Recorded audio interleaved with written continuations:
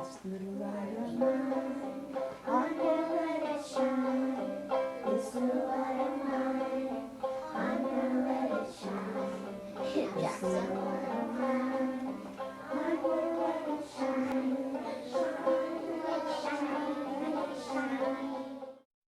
The Antioch School started in 1921 by Arthur Morgan, and to my belief, he started it as both a lab school for Antioch College and also as a draw for faculty that were coming into the college at that time.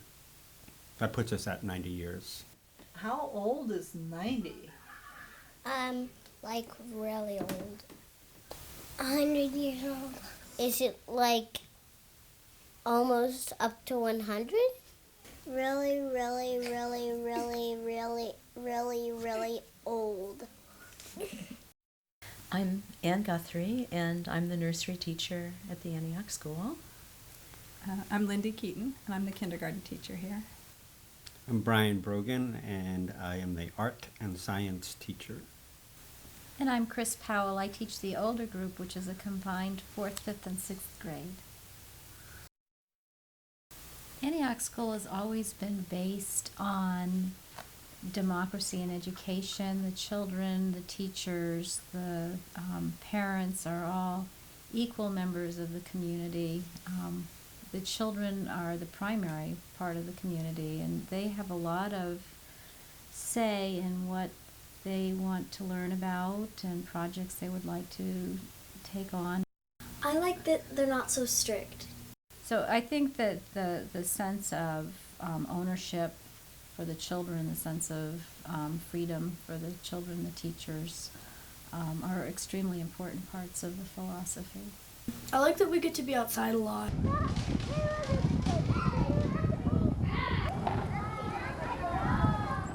Well, I know one of the things that we talk about is that our curriculum is built on the needs of the children, and that children work at their own levels and in their own pace, so there's no child that's being pushed or rushed beyond what they can do. What would 50 100ths be? 50 100. What would that fraction be? 50 100. But what else would it translate into? 50? Half. Oh, half. Half, exactly. All along, you have one child might be working on one area, and other children are forging ahead. And so everybody, somebody who's more interested in art is going to be forging ahead in that. My mathematicians, by the time they're an older group, may be going on into algebra.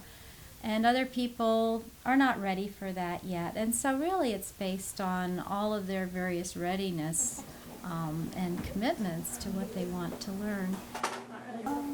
It's a trust in the children and their ability to learn and their natural innate desire to learn. Do everything you know how to do. Do everything you know how to do. A few years ago, we had some kids come and talk about, they were graduating from the local high school. They were sort of reminiscing about their experience here, and they said, I don't really remember actually learning anything, but yet we suddenly knew all of this stuff. We cover everything, and really for kindergarten we just live our day, so it's completely integrated. Math is, how many people are here and how many pieces of fruit do we need if one piece of fruit is cut into 4 pieces. What I also remember, of course, was the fact that we learned without knowing we were learning. And I remember when we were getting ready to go to 7th grade, I think all of us were kind of really were hesitant and were nervous. We're going to get grades now, and what if we don't know anything? And I don't remember ever learning math, but we did. We did know things. But I also think we knew things in a different way. I think that's true for a lot of kids that graduate. They think, I don't know when we were doing any learning, but I know a lot of stuff. Look at that maze! Oh yes, this is a good one. The older group and kindergartners are paired as partners for swimming. I mean, that's an old tradition. And partners in other ways as well. I mean, just building that community.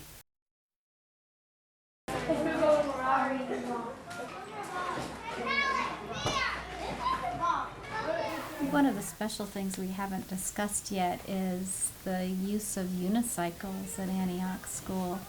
And the wonderful thing about the unicycles is it's an activity that the children pass on to the children. So it's one of those areas that children don't usually know things the adults don't know, but actually adults have made a deliberate choice not to learn to ride unicycles so that the children are the owners of the unicycle riding experience, and they teach each other. So they pass that culture down from generation to generation, which is a really fun thing to watch too. They share in teaching each other how to do it. They're each other's cheerleaders, and they take great pride in their accomplishment. We're a community, and not everybody is always going to peacefully agree with each other, and so there are times when children, as adults, also will have conflicts. And I think one of the important parts of our education is the emphasis placed on resolving conflicts, finding solutions that are mutually agreeable between the parties that are having the discontent. This is not done from the teacher perspective down to the student. The adult is not handling the problem for the children and meting out discipline. The children have to meet face to face and express what's going on, how they're feeling about it. And the other child is expected to listen, and they have to come up with a way that they can resolve that problem. I think this really builds very strong abilities in terms of getting along with the world in general, because they've practiced from a very young age. They start at Anne's group with meetings, and they do that all the way up through. A lot of times the teachers and guidance counselors at the later schools talk about how much Antioch School children bring to the table in terms of conflict resolution as older people, as young teens. And when I see the kids, learning just how to be with people, because that's really important, and how to be the best selves that they can be, and not have not have certain things stopped. I guess I think we put a lot of barriers for ourselves as human beings. So I think I see it as important to the world to have places that teach people how to live in democracy, and how to relate to each other, and just how to live with themselves. This little light of mine, I'm gonna let it shine. This little light of mine, I'm gonna let it shine. This little light of mine, I'm gonna let it shine. Let it shine, let it shine, let it shine. You are my sunshine, my only sunshine. You make me happy when skies are gray. You'll never know, dear, how much I love you. Please don't take my sunshine away.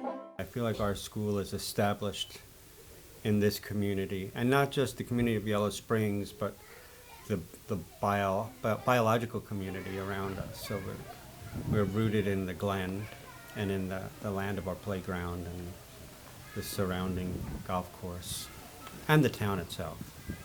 And I like knowing that about our school. I appreciate it.